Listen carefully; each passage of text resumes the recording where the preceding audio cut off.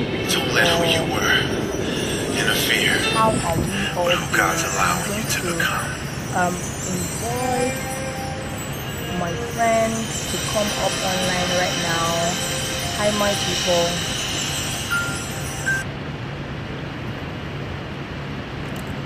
Good morning, good morning, good morning, good morning, good morning, everybody.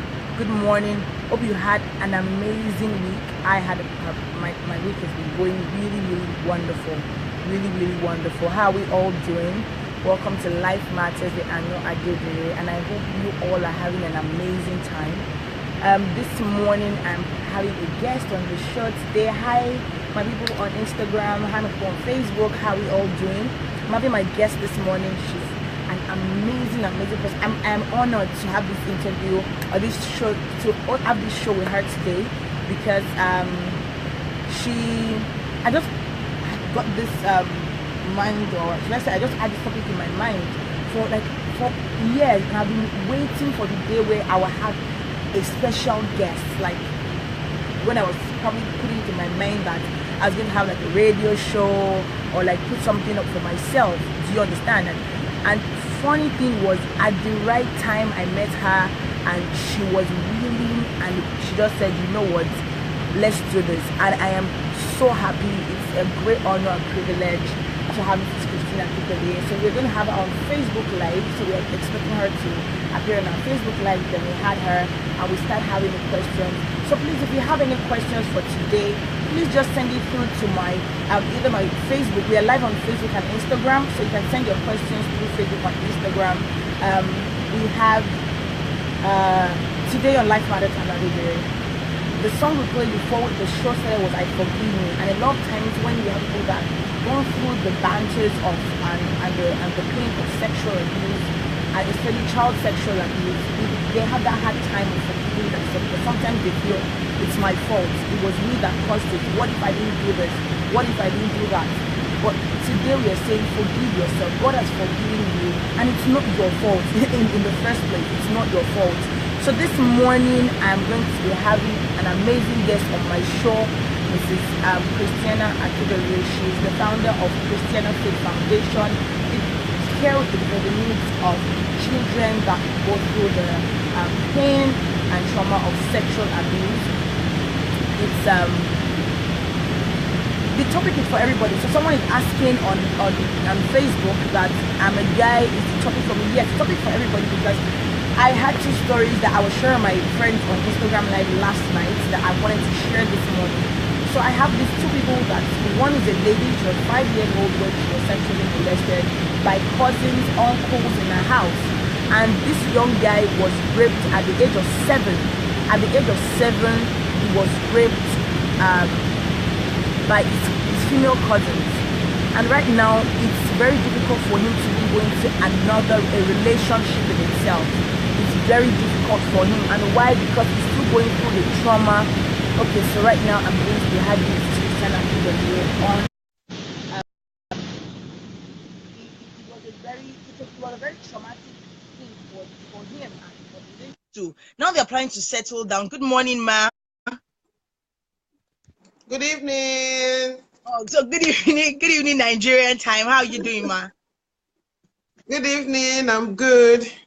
So I hope everyone can hear her. If you can hear her, please just put the thumbs up or put the like button. I want us to be able to communicate today and learn a lot from her. So if you can hear her, okay, good. So if you can hear her, yes, you can just press the like button or press the love button. Yes, so if you can hear her, please just thank you people on Instagram for putting up the thumbs up button. So today we're going to be talking about sexual abuse, and I'm more concerned about the child sexual abuse. When it comes to forgiving the abuser, it's been a long time coming. I wanted to discuss this particular topic because I know a lot of people that have been through this particular crisis or this particular pain for a very long time, and one of the issues, they will not tell anybody, and they don't want anyone knowing because they feel like, some feel it's their fault. But before I go into that, Ma, can you just introduce yourself for everyone to know who you are, what you do? Yes, I'll start with that. Yeah, My name is Christiana Akindolie. I am the founder, Christiana Faith Foundation. And Christiana Faith Foundation is an NGO, a non-governmental organization registered in Nigeria.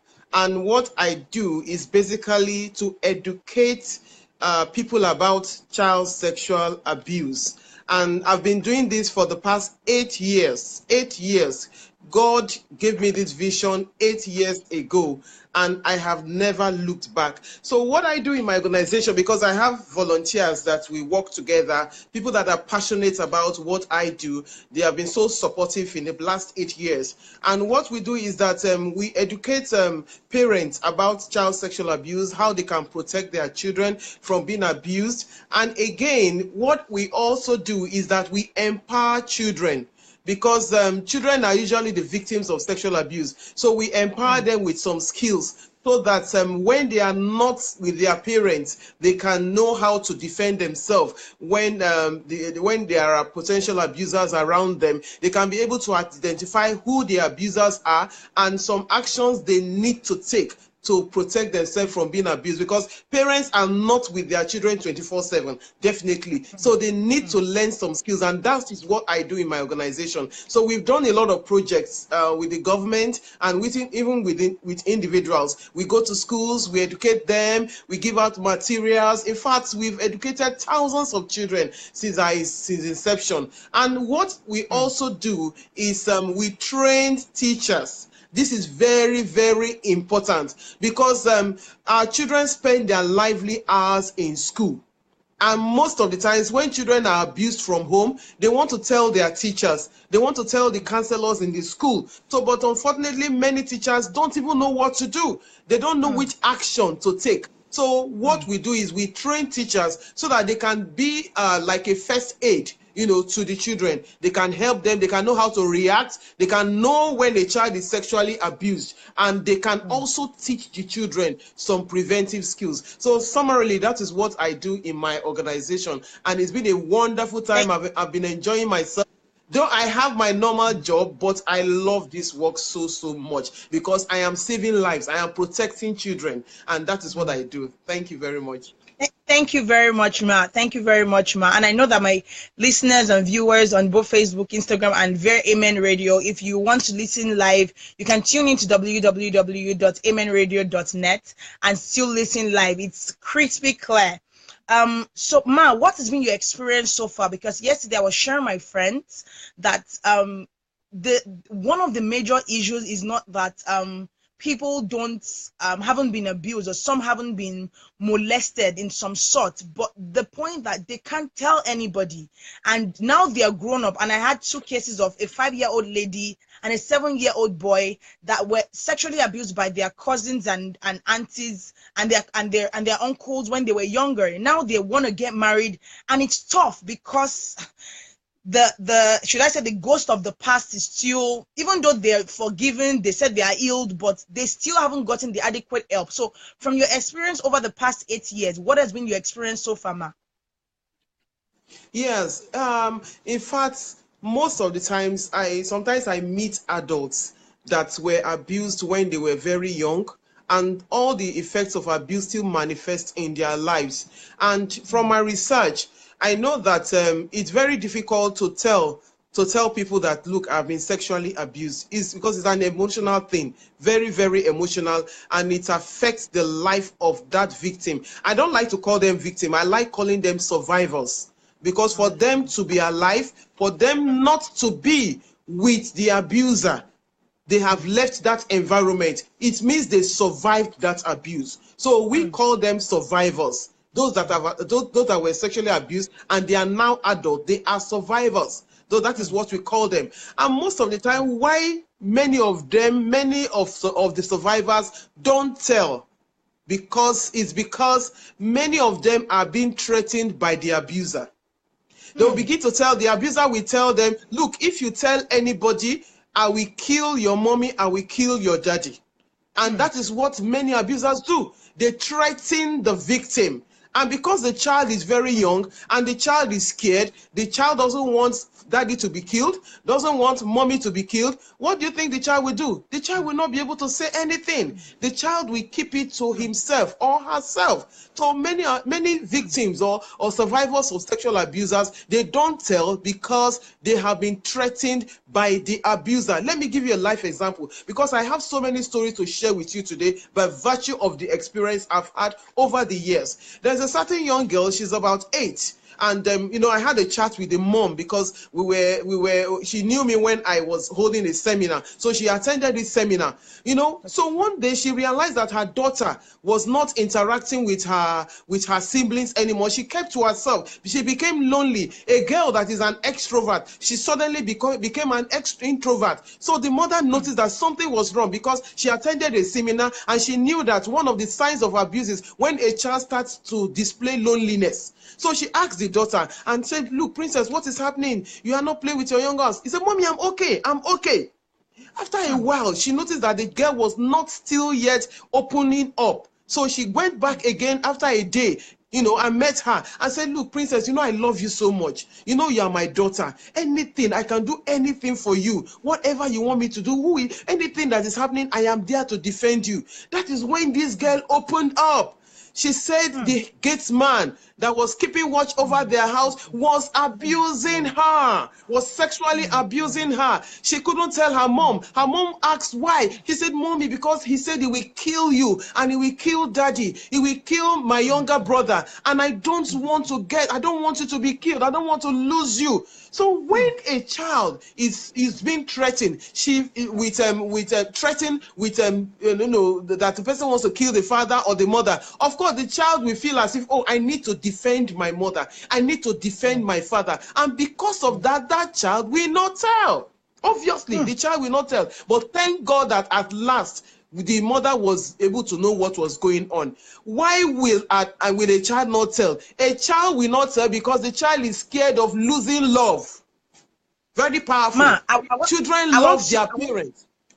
I want you to link this with my next question because it's still in the same light of what you're talking about. I'm very happy that through your experience so far, you've met a lot of families and you've helped a lot of families.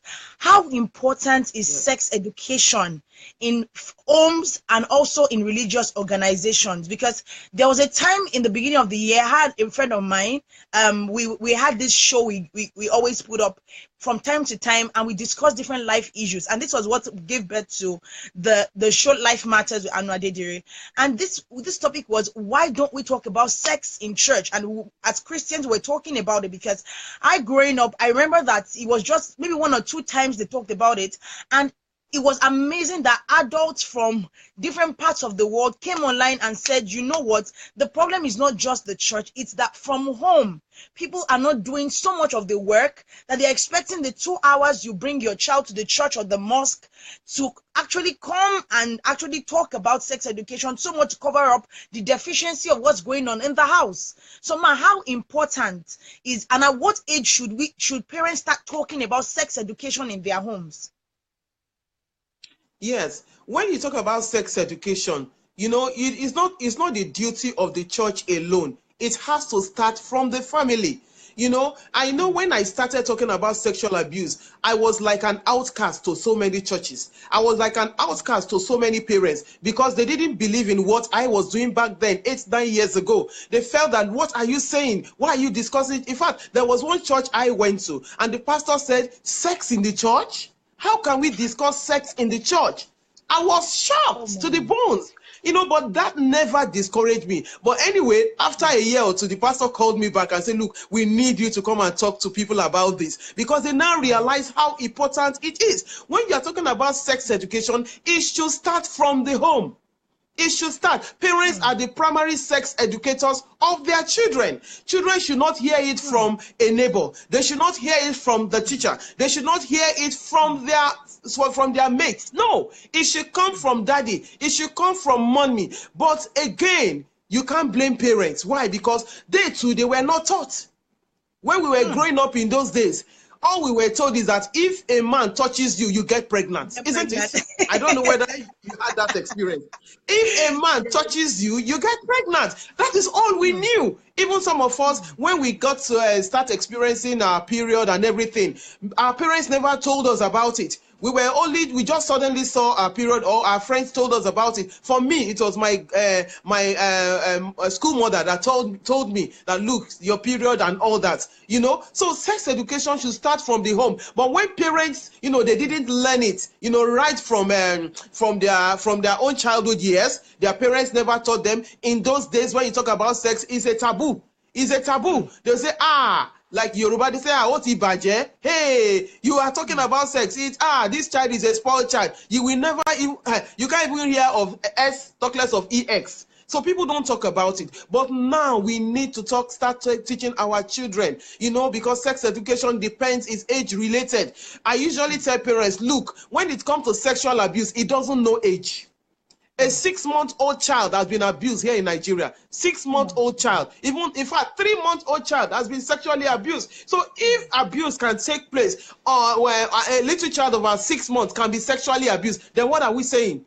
What are you hiding from your children? So I tell parents that you teach sex education when the child starts speaking, starts saying mommy, daddy, and it is age related. You can start by telling your child the names of their private parts. Is very, very important. Many parents make mistakes. They tell the children the names of their private, using all these pet names, kokoro, all those names that funny names. But you need to start telling your child the proper names of their private parts. As soon as they start talking, tell the child, this is a vagina, this is your penis. Don't allow anybody to do what? To touch it. When you start teaching your child that, you have started teaching a child sex education. It's a gradual process.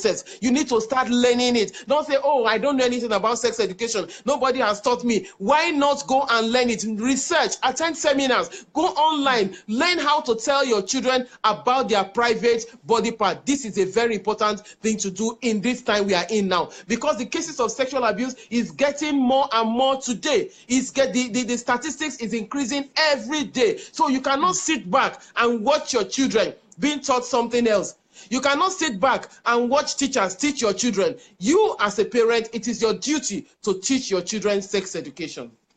So, thank you very much, Ma. Thank you very much. For those that are just tuning in to the show, this is Life Matters with Aanu Adedire, and we're joined with Mrs. Christiana Akindole, and she is the founder of Christiana Faith Foundation. And what they basically do is to educate and teach and help people about sexual abuse, sex education also. Ma, you said something in the beginning of the show. You said you met adults that right now they're going through the pain and trauma of what they've had from the past. So my question is, what's the psychological effect of an abused child now an adult?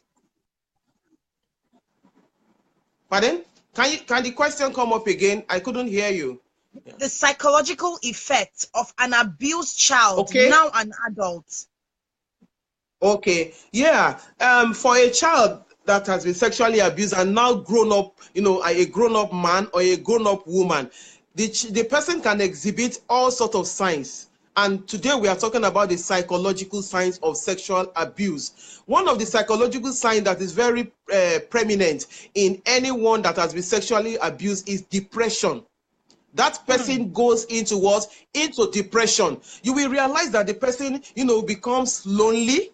The person will usually keep to himself. The person will usually not, you know, interact with people. She doesn't want to mix up with other people. The person is keeping to himself. He feels as if, look, I don't have anything to offer in life. You know, the person, it feels very dirty. The person doesn't feel, you know, the person is feeling lonely. The person doesn't want to interact. And the person also does not want to have interest in activities. So many activities that others are doing, maybe social activities, the person doesn't want to perform, have anything to do with any social activities. You will always see the person sitting down alone, even at his or her place of work. The person sits down alone. And another thing I realize that parents, adults that has been sexually abused, is that some of them become very aggressive.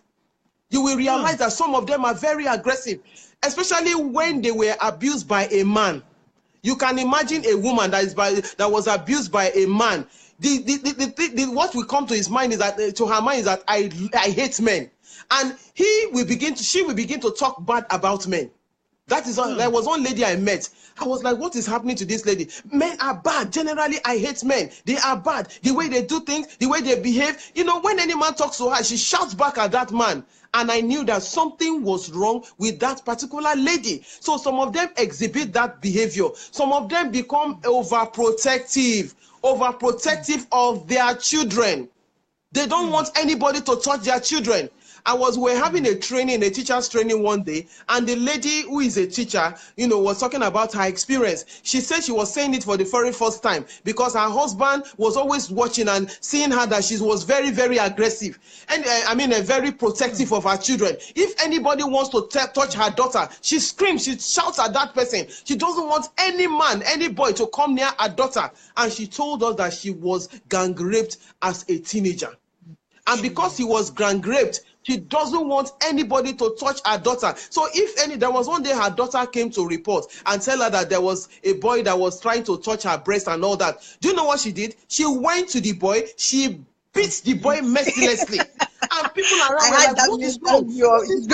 But she said people never knew that the memory of abuse, came rushing back at her at that moment. And she remembered when about 5 men jumped on her and raped her. And that is why she reacted that way. That anger came from nowhere. And she almost beat that boy to death. They had to hold her.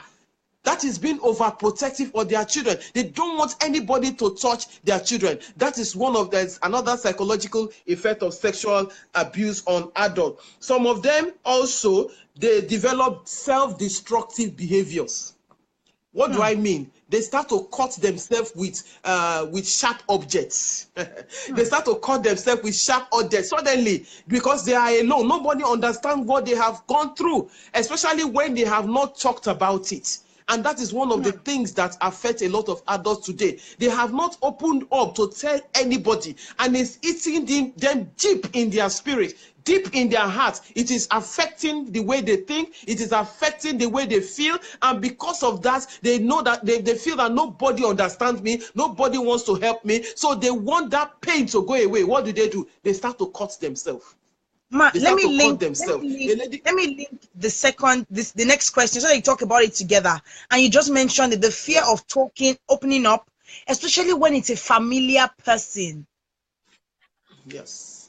So I want you to address it with what you're talking about. The fear of opening up when it's a familiar person, like when it's your uncle or an auntie that's living with them, that is around them.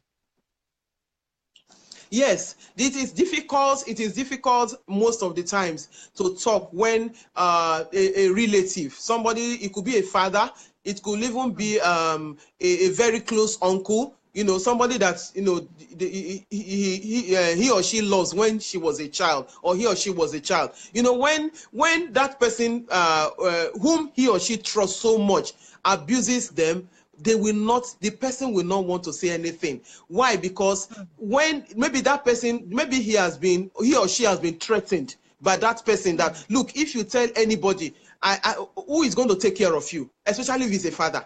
Who is going to take care of you? There is nobody to take care of you. Who will pay your school fees? Who will buy clothing? Who will do this? Who will do that? The abuser will start to blackmail the victim or the survivor. Begin to blackmail that person that, look, if you tell, nobody will take care of you and I will now go to jail. Do you want me to go to jail? And of course, the child will say, no, Daddy, I don't want you to go to jail. And because of that, they will not tell. And again, when it is not so easy. Sometimes when a child tells, they will say, they will not believe that child. So because the child is scared that the child is scared that, look, nobody will believe me, because maybe the abuser, who is a relative, is well known in the family. The person is respected. Family, the person is held in high esteem in the family. No, he cannot do that kind of thing. Lie, he can't do it. So which child will open up and say, I want to tell? In fact, the abuser will tell her that, look, if you tell, nobody will believe you. People will not even believe you that I can do such a thing to you. So why will you tell? And because the child knows that, I have no chance here, the child will not say anything. The child will not open up his mouth or her mouth to tell. Again, the child will feel as if, if I tell, people will blame me. Especially if it's a child who is an extrovert. A child that is an extrovert, always playing around, jumping at people's laps, always playing around. Oh, uncle, you're welcome. Oh, daddy, I love you. Don't love you, children. And suddenly, the child is abused. Of course, they will say, it's your fault.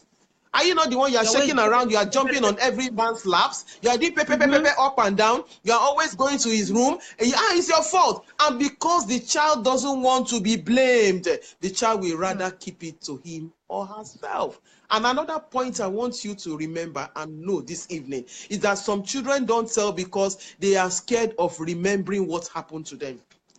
Even when they grow up as adults, they don't want to talk about it. They lock it up in their subconscious mind. Why? Because they know that if they tell, they will be strained to begin to talk in details what happened to them when they were abused.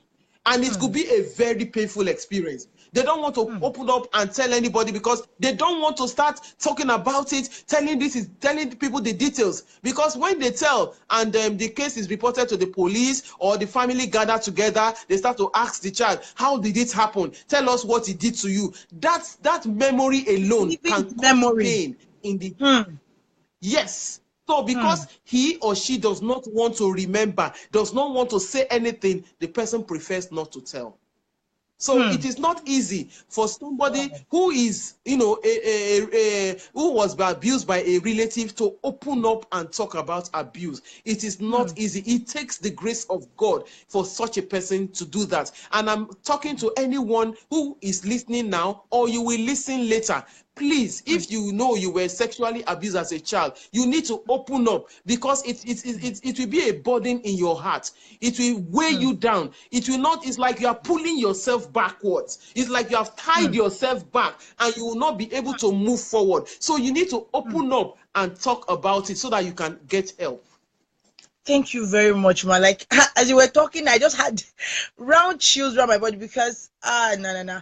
I kind of try to apply to like a foundation like yours that deals with it here, but psychologically, I didn't think I could cope with watching them interview the kid. It wasn't something I could go through. I just had to like withdraw myself from it. But one of the things you said is they will not believe the child. But I've had this experience. Like when I was in Nigeria, I used to be a teenage and children's teacher. And one of the things that I noticed is that most children don't talk when they're under strict parents.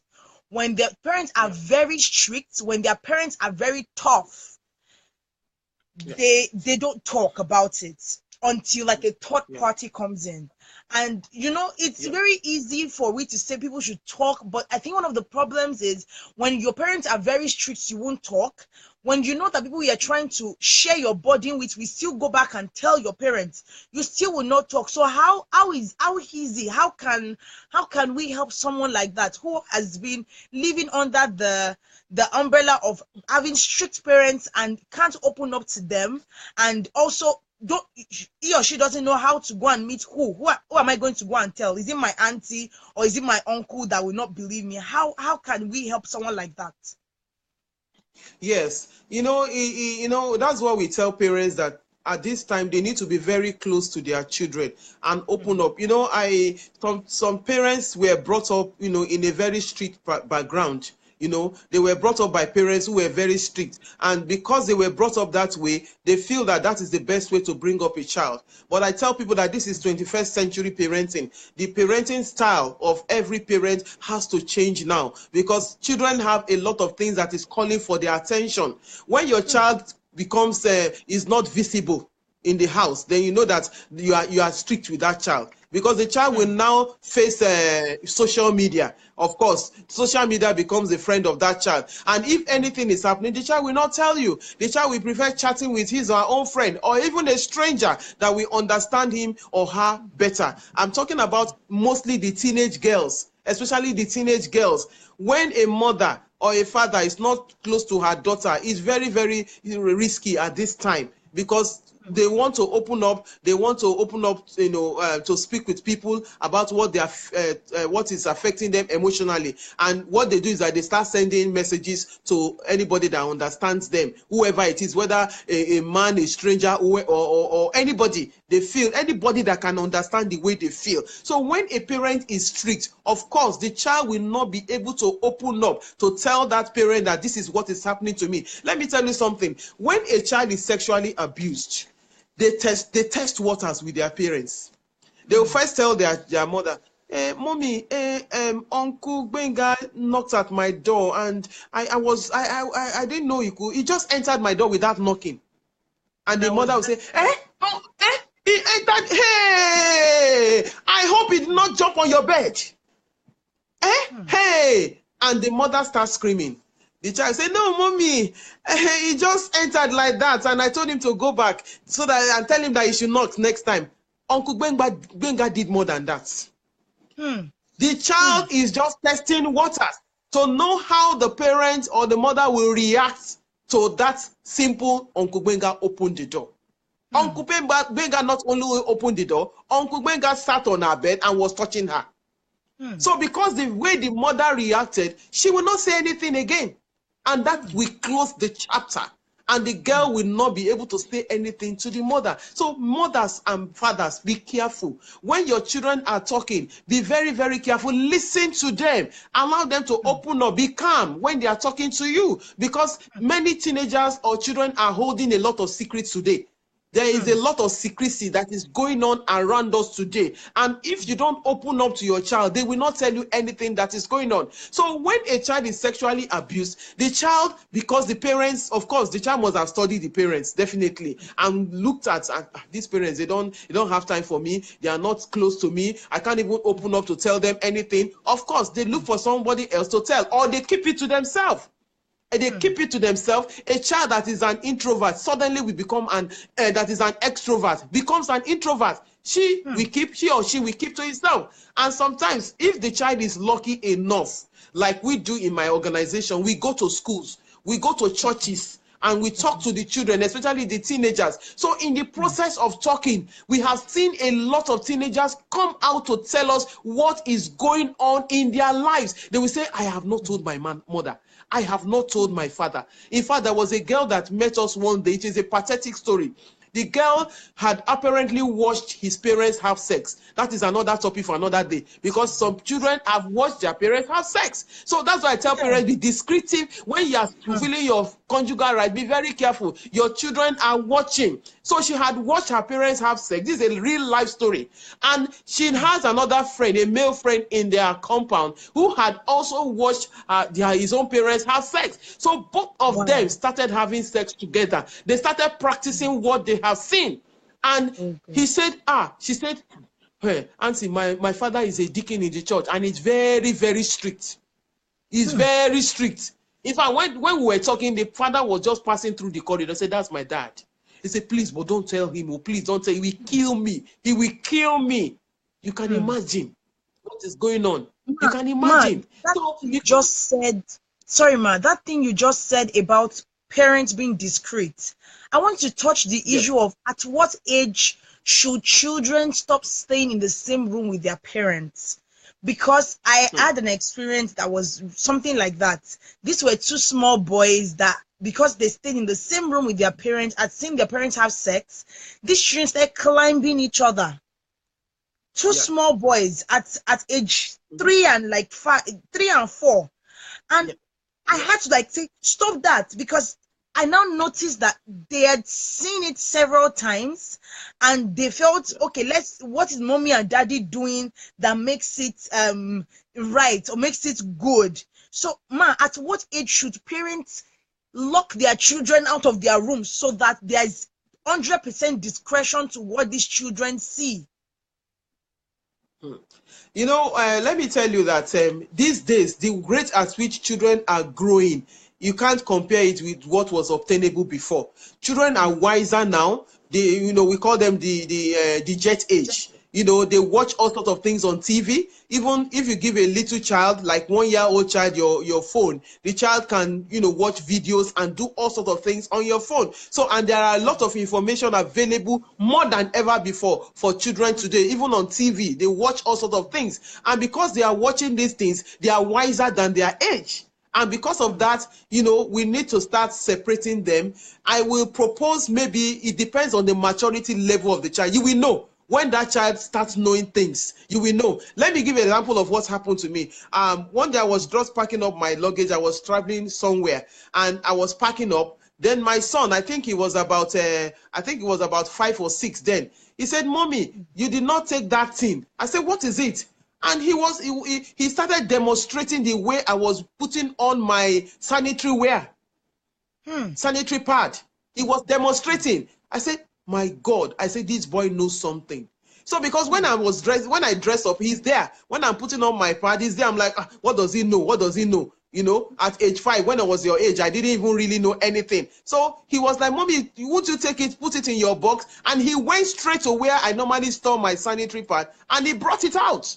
So I know that, oh, this boy knows something. So you will observe your child. You will know whether your child, you know, the way your child talks, the way your child looks at you, the way your child moves around the house. You'll be able to know whether that child is beginning to have knowledge. But sometimes at the age of like 2, 3, I think that child should be out of the bedroom of the parents. They should be out. Or make sure that when they are around, you don't start engaging in any conjugal rights at all when they are around. Because not only parents, some people back here in Nigeria or some parts of Africa, some people that have house helps with them.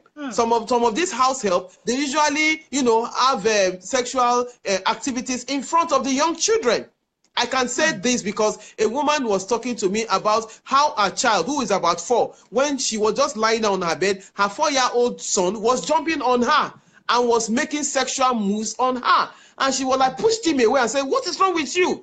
She now told the husband that, "Look at what is happening." Oh, he said, "He's a boy now." You know how some of our husbands do. "Yeah, he's a boy now. Don't worry. He's maybe just playing." Another day again, this boy apparently jumped on the mother and started making sexual moves and was trying to suck the breast of the mother. And this mother was startled and said, "This is beyond." So do you know what they did? They now installed CCTV camera in their home. And they had this young girl who was their house help. So they now, after about a week or 2, they now decided to watch what happened in their home over time. And they realized that the house help will bring her boyfriend into the house and they will be having sexual activities. And the boy was watching them. So what he saw, he started to practice. So it's not only parents, it's also relatives that are living with us. It could be our brother, our younger brother, or our younger sister who bring in their man friend or boyfriend or girlfriend into the house and they start to perform sexual or sort of activities in front of the children. So those are that is another one we have to realize. Even especially children that are disabled. Children that are disabled. Some people feel that, oh, these children, they don't even know, they can't even get anything. They don't even understand what is happening. But they know, they understand. I have so many examples that I can share with you on this platform of how disabled children are seeing all these things and they start demonstrating it. And it is not easy for parents to help these disabled children. It is very, very difficult to clean it from their mind. It is very difficult. So, Ma, now to the bone or the, should I say, the nitty-gritty of it. How possible is it for these survivors to forgive the victim, to forgive the abuser? Is it something that can ever happen? Is it something that can go away? How possible? And the question to put in with is that, are there counselors available that can help people through this process too? Forgiving an abuser, it is possible. But naturally speaking, it is not easy at all. It is not easy to forgive an abuser. naturally, because what they have caused in the life of a survivor cannot be reclaimed back at all.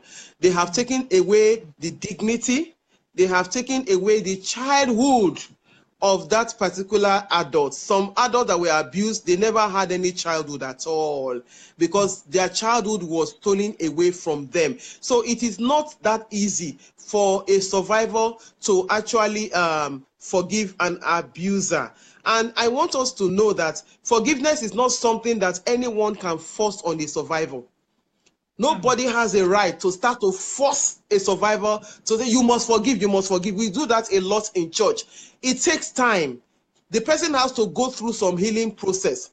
When the person is ready to forgive, the person will know deep in her heart that, yes, I am ready to forgive this person that caused me damage in my childhood. So nobody has the right to start forcing a survivor that, oh, you must forgive this person. Yes, the Bible says you must. Yes, we know the Bible says you must forgive. But allow the person to go through that period of pain, allow the person to go through that period of rage, because if that person doesn't go through that healing process, then that forgiveness is not true at all. The person may say, oh, I forgive, but deep down in her heart, she has not forgiven at all. You know, some people force them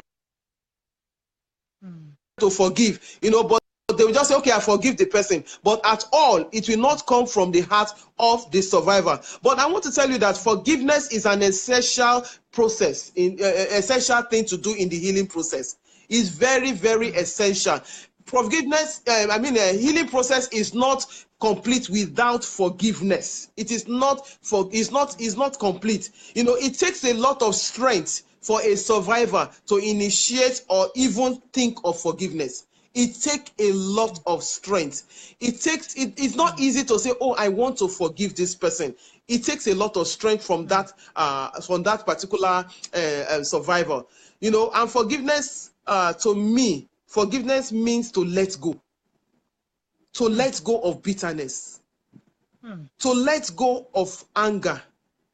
To let go of rage that the survivor feels inside. There is no how. The rage is there. The hatred, it's always there. The bitterness still stays in that heart. You know, remember I said fear of remembering. They don't talk because they don't want to remember. But the emotions are always there. The emotion stays with them. So, and they feel it every moment. They carry it anywhere they go. A survivor carries all those things anywhere. That is why you see somebody who has been sexually abused, like I said, the person becomes aggressive. Why? Because he or she carries that emotion wherever he or she goes to.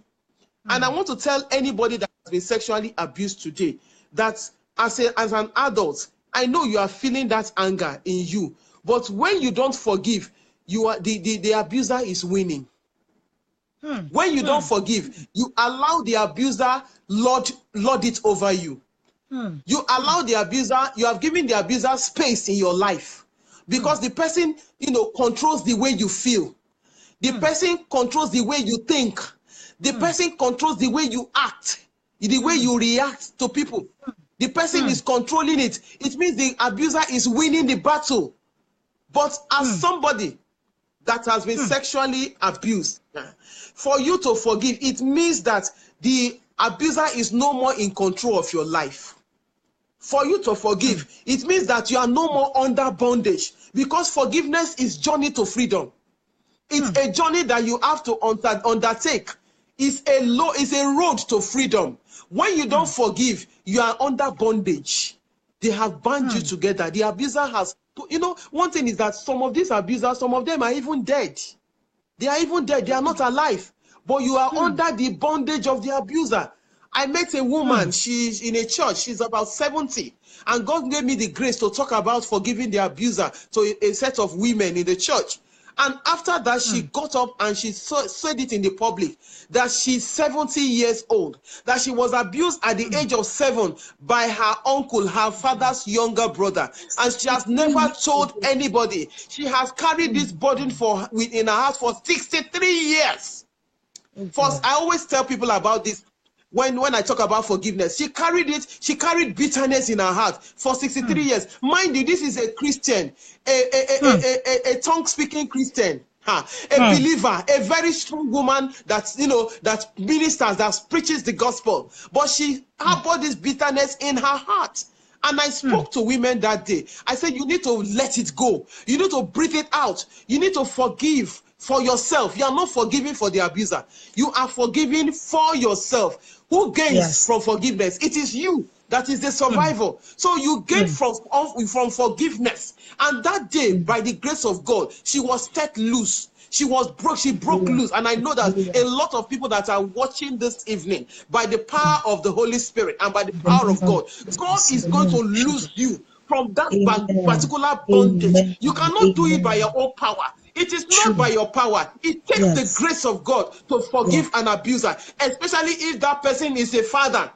Especially if that person is very close to you, who is an uncle, somebody you love so much, somebody that is very close to your family, and that person betrayed that trust. I know the pain you feel. I know it is not easy to forgive that person, but God is calling you right now to the place of freedom. He's calling you from bondage to freedom, that you should have a heart of forgiveness. Forgive that person so that God can forgive you. Because when you don't forgive, you are causing pain in your heart. You know, I heard that if you don't forgive and if you harbor so much bitterness in your heart, it can even result to medical problem. I heard that a lot of cancers today are caused by bitterness, are caused by pain. Harboring so much thing, you stiffen yourself. You harbor, your heart becomes heavy, and because of that, you develop all sort of what do they call it? Things in the body, and it affects you. Some have cancer, some even have ulcer, some have high blood pressure. Why? Why will you allow yourself to go through all this kind of thing? All because somebody abused you. You need to move on in life. You need to move on. The Bible said that all things are what? Are passed away. Everything has become new. And if you are listening, you've not given your life to Christ, this is an opportunity for you to give your life to Christ. Because when you give your life to Christ, he gives you the grace to forgive. He gives you the grace to forgive that particular person that has sexually abused you. So the first person that we gain from forgiveness is you, the survivor. Thank you very much, Ma. I'm trying to accommodate both my listeners on Amenradio because we have 7 minutes to the end of the show, and also my viewers watching us right now. But one thing that I would say is, for those that are watching me on Instagram Live, I would say that you should go to my Facebook page, and those on Amenradio, you should come to my Facebook page if you're listening to me live on Amenradio, because even when the 1 hour at the end lapse, we'll still stretch a little bit because we'll have people ask questions. You can send your questions, add me on Facebook at Aanu Adedire, and you can watch live. You should share this video because I know it will help thousands and thousands of people. Now, Ma, you've addressed another question I wanted to give, but are there resources available through the justice system? Because I know that a lot of people we can't report to the police because they feel nobody will believe them. I've had a lot of rape victims say they can't report to the police because they say police is your friend in Nigeria, but we know the truth. We know that police is your friend. So the question now is, since you've been in the system, like you've been in this you have your foundation for over 8 years, you are able to have access to some of these things through the justice system. So are there things available? Because I know that in some states they have family courts, and in those family courts they have like counselors that can help, that can assist. So Ma, can you give us things that people can have access to so that if they have these issues, they can always go straight to them? Yes, in Nigeria, and especially because our office is in Lagos State, so we operate in Lagos State. But we belong to a group called Child Protection Network of Nigeria, and we belong to the Lagos State branch of the Child Protection Network. And my organization, we are in charge of Etiosa local government area, you know, and around the Lekki area axis. So we are in charge. So when there are cases of abuse, we have a line that people call. So if peradventure you are in other parts of Lagos, of course you can call us and we can, you know, send word to the child protection officer in charge of that particular area. I must give kudos to Lagos State government because they are doing a lot in the area of child protection, in the area of domestic violence. I'm going to give out some information that will help a lot of viewers today, especially because information, you know, knowledge is power. When you have that knowledge, you know, you can know what to do, not for yourself only, but for other people that maybe neighbors that you may come across. Now, when abuse happens, for example, there is a rape case, what you first do is go to the police station nearest to you. And when you get to the police station, you ask for the Human Rights Department. Okay. Human Rights Department. Police stations, they have what we call Human Rights Department. Human rights officers are trained to handle any cases of abuse. They don't take abuse lightly. Don't just go and report to police station and say, I've reported. No, ask for the human rights officer in that particular police station. And when you get there, the human rights officer will give you a document or a form to fill. If the case is a rape case, and the person needs urgent medical attention, that particular document you are given, you will take it to a government hospital, a government, not private hospital, because this is what you can use to tender in court as an evidence. So you will take it to the government hospital, or there is another place that we partner with. It's called Mirabel Center. Maybe we'll put it up on your page later on. Mirabel Center is located at Lasut, Lagos State University Teaching Hospital in Ikeja. Okay. So you take the child there, and the child is treated free of charge. Free of charge. You know, they treat the child and they give the child all the necessary medical attention, and also document everything that has happened, and even provide psychological help for the child immediately. So there are doctors who are standby, and they are there to help out the child. No matter what has happened, they are ready to take up that case with the child. So as soon as you get that report, the police, of course, the human rights officer will also you'll be communicating with that officer who knows what to do, you know, and of course the case will be charged to court. And we have family court, like you said earlier on, we have family courts all over Lagos State. Then we have domestic violence response team. In Lagos State, domestic violence response team. I'm going to give out some phone numbers, you know, so that anybody that needs attention. We're going to put all these things, for those that are listening or viewing us live right now, we're going to put these things on the page. And you can also add Mrs. Her name is Christina Abosede Akindole on Facebook. So you see our name and and information is attached to the Facebook video that we're making now. So you can always contact her. But Ma, to wrap this up right now, and I want to say big thank you for this. We're very grateful for educating us. Someone asked a question. She said, kids watch a lot of sexual activities these days. How do we talk to them about it? Then in conclusion with that question is, how does the foundation help? Just wrapped up in about 2 minutes so that we can end the show, so that people that are listening to us on the station can also benefit also altogether. Yeah, my foundation, what we do is we do prevention, because I believe that prevention is better than cure. So I don't like a situation whereby there is crisis. I don't do crisis response. It comes and I start running scatter looking for help. No, I like to prevent it from happening. It saves us costs. It saves parents cost, actually. You know, it makes you to have emotional stability when your children are safe. So what we do is that we do more prevention, we educate people, we talk about it, and we have materials, we have books that you can use to teach your children about sexual abuse. We have posters. You can go on my Instagram page or my Facebook page, you will see pictures of those of the books that I have, and you can website we can reach you on, Ma. Yes, www.christianafaithfoundation.org. Okay, ma. www.christianafaithfoundation. You can type it out on this. You can go online, go to our website. You will get all the information, all the books that we have, how to contact us. You see all the projects we have done. It's all on our Facebook page, on our website.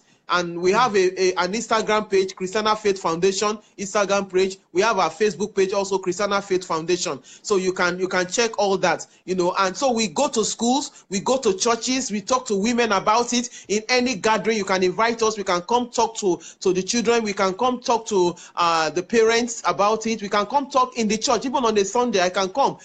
Like this weekend, I'll be very busy training some people in their Bible school, some Bible school teachers and pastors. I'll be training them on sexual abuse, and I'll be training parents. I'll be talking to parents in Parents Teachers Association meetings. So you can call us to your children's school. We can come speak to the parents there. Please don't keep quiet.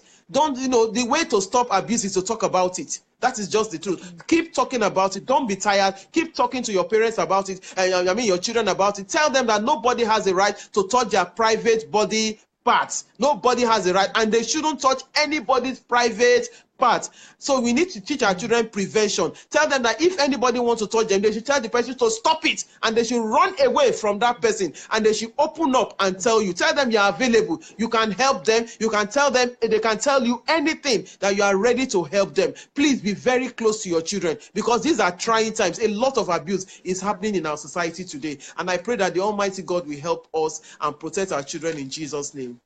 Amen. So, Ma, the question was, now that we see that sex sells everything now in this day and age, how do we protect? And Mrs.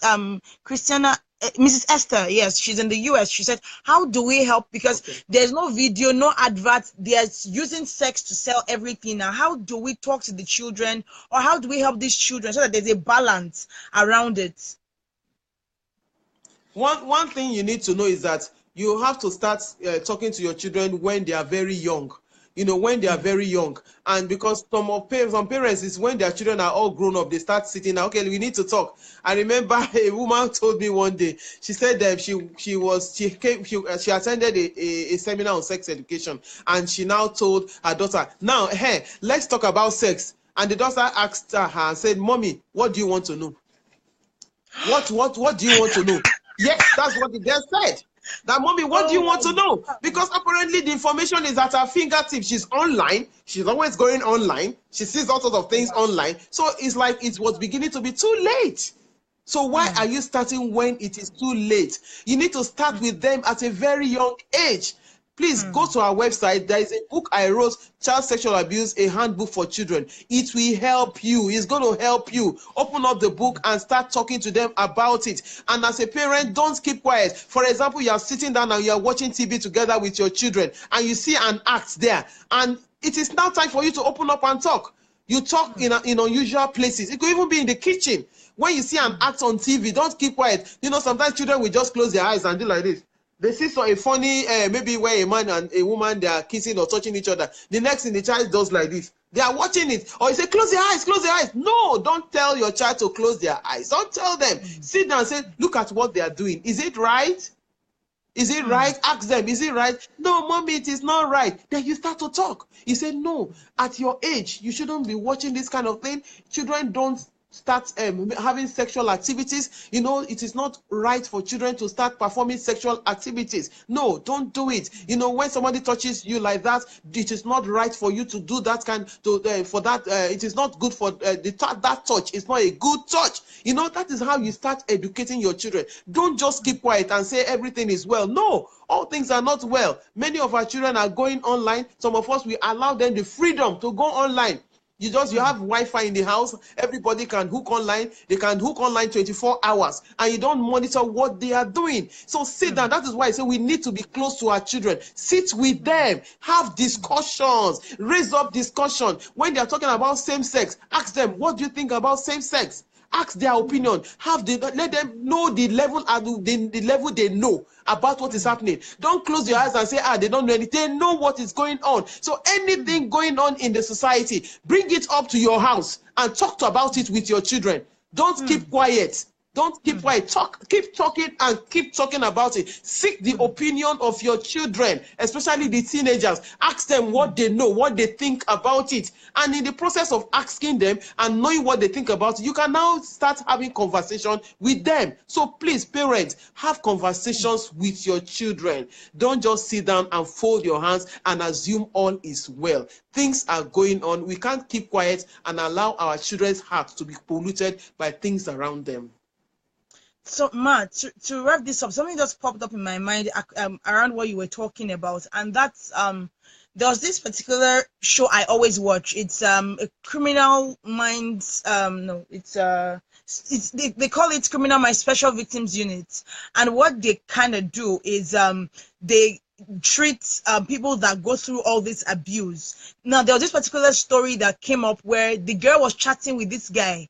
The guy told her, I'm 18 years old. And they kept chatting for a very long time. They kept chatting for a very long time until the guy said, oh, let's meet. And they met, and she saw that this guy was 30 something. But in her mind, she saw the fantasy of talking to a fine man that said he was 18. She didn't see any big deal. She snuck out of the house and followed this man and didn't come back until 3 years later, 18 months later, when they saw the girl on TV in an armed robbery case. So it was later we found out that this girl was actually abused several times. She was abused several times by this man. So many times that this man had locked her in the house, did not let her go out. And at the end of the day, they found out that it was a sexual thing, sexual abuse actually that made her stay locked with the man. But now, what's your take about now?